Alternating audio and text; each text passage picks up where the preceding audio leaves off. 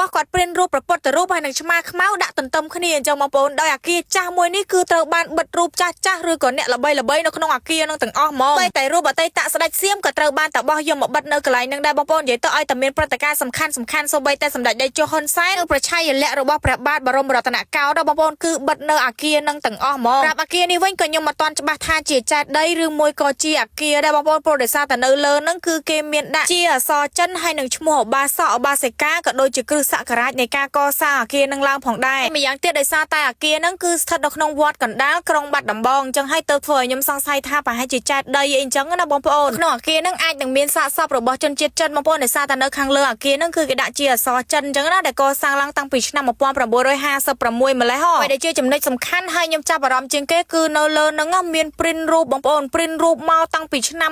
1900ជាងឆ្នាំ2000ជាងហ្នឹងគឺមានទាំងអស់ហ្មងសូម្បីតែរូបចម្លាក់របស់ព្រះបាទជ័យវរ្ម័នទី7ក៏ត្រូវបានព្រិនយកមកផ្ដិតទីនេះដែរបងប្អូនមិនថាអឺរ៉ុបមិនថាខ្មែរមិនថាអាស៊ីអីទេគឺមានបិទនៅលើនឹងភាគច្រើនបងប្អូនឃើញគឺមានទាំងអស់ហ្មងថាជាព្រឹត្តិការណ៍ល្បីៗឬក៏បុគ្គលល្បីៗពីប្រទេសណាទេបងប្អូនគឺត្រូវបានព្រិនបិទនៅកន្លែងនេះចង់ទាំងអស់ហ្មងហើយបើតាមដែលខ្ញុំសួរព្រះសង្ឃនៅវត្តកណ្ដាលគឺលោកមានសង្ឃដីកាថារូបភាពទាំងអស់នេះត្រូវបានបិទឡើងដោយតាបោះដែលគាត់ស្ថិតនៅនឹងផ្ទាល់ហ្មងបងប្អូនប៉ុន្តែថ្ងៃដែលខ្ញុំទៅនឹងគឺគាត់អត់បានស្នាក់នៅនឹងទេហើយជាគាត់ចេញទៅខាងក្រៅអីអញ្ចឹងណាហើយមកដល់ចំណុចនេះបងប្អូនខ្ញុំសង្កេតឃើញថាប្រទេសគេក៏មានយ័ន្តដូចនឹងប្រទេសខ្មែរយ៉ាងដែរគឺគួរឲ្យចាប់អារម្មណ៍ហ្មងតែមើលទៅហាក់បីដូចជាអក្សរឥណ្ឌាអីចឹងណាបងប្អូនគ្រប់រូបភាពទាំងអស់ពីមួយជ្រុងទៅមួយជ្រុងសិតតែបង្កប់នៅអត្ថន័យបងប្អូនឃើញទេសូម្បីតែតំបន់ប្រាសាទរបស់ខ្មែរយើងផ្ទាល់ឬក៏នៅខាងអាហ្វ្រិកខាងណាខាងនៃជនជាតិភាគតិចអីហ្នឹងបងប្អូនគឺមានបិទនៅទីហ្នឹងទាំងអស់តែម្ដងខ្ញុំជឿជាក់ថាបងប្អូនអ្នកខេត្តបាត់ដំបងមួយចំនួនធំគឺគាត់នឹងអាចធ្លាប់ឃើញអាគារមួយនេះដែលបិទរូបភាពទាំងអស់នេះហើយព្រោះអីគឺស្ថិតនៅក្នុងវត្តតែមកដល់បច្ចុប្បន្ននេះគឺអាគារនេះអត់សូវបានសម្អាតអនាម័យអីឲ្យបានស្អាតបាតទេបងប្អូនប៉ុន្តែព្រះសង្ឃប្រាប់ថាតាបោះគាត់បានរស់នៅទីហ្នឹងផ្ទាល់អញ្ចឹងណាក្នុងហ្នឹងក៏មានបន្ទប់រស់នៅដែរបងប្អូននៅខាងក្រៅបិទរូបបិទអីអញ្ចឹងទៅខាងក្នុងក៏មានបន្ទប់សម្រាប់តាបោះស្នាក់នៅអីអញ្ចឹងទៅណាដោយសារតែអាគារនេះត្រូវបានក